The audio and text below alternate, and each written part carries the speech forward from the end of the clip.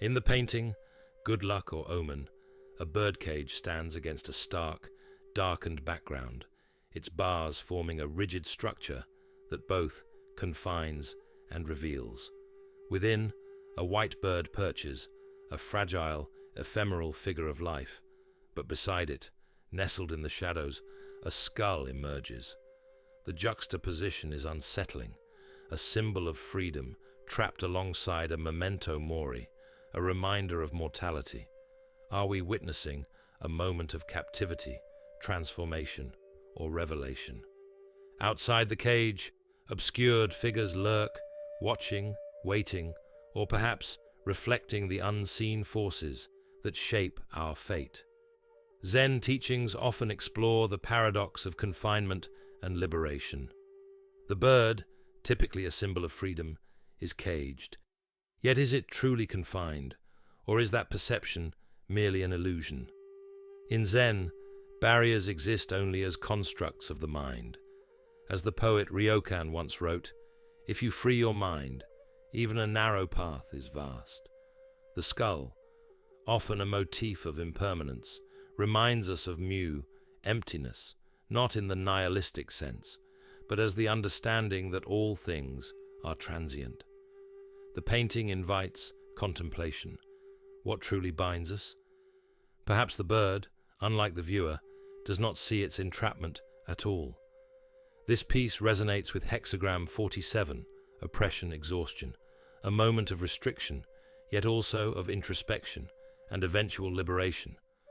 The bird in the cage embodies the feeling of limitation, but within that limitation lies an opportunity for deeper understanding. The hidden figures, outside the cage, suggest unseen influences, external pressures or inner fears. The lesson of the I Ching is that hardship can be a precursor to insight.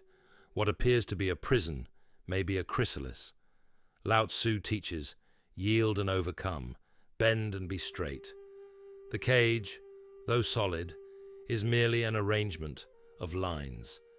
The bird's freedom is not determined by the cage, but by its acceptance of the present. The Tao reminds us that true freedom is not about physical space, but about alignment with the natural flow. The skull, rather than a warning, may symbolize the dissolution of the self, the ego breaking down, allowing one to move beyond artificial constraints. When we approach Buddhism with an existential lens, we might see this image as a confrontation with reality. The cage is the structure of our daily existence, social constraints, identity, mortality. The bird represents fleeting moments of awareness, glimpses of escape.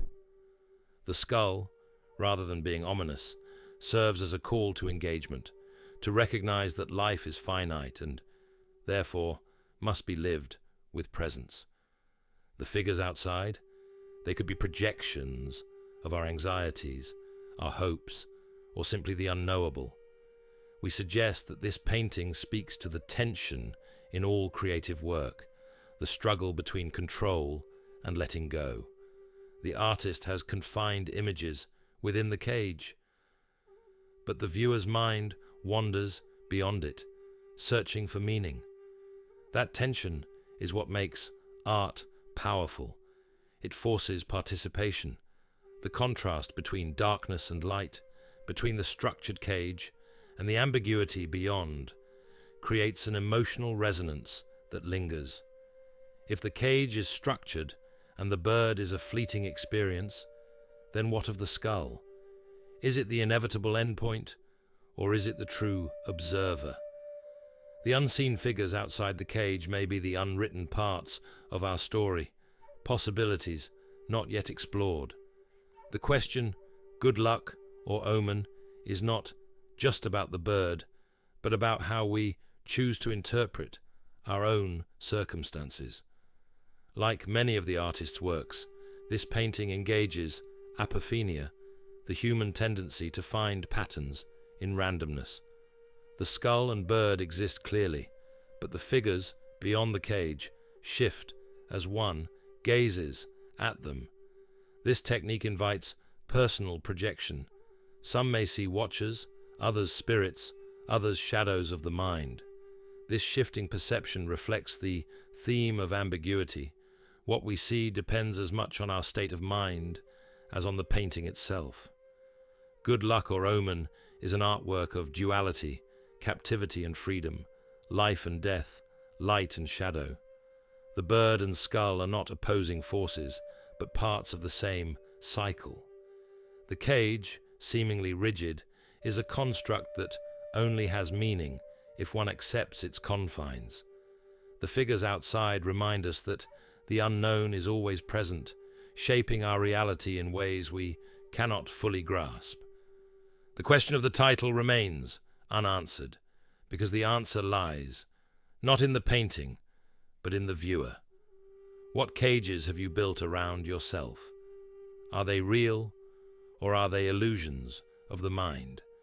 Consider what keeps you bound, expectations, fears, habits, and ask if they truly hold you. Perhaps, like the bird, you were never truly trapped at all.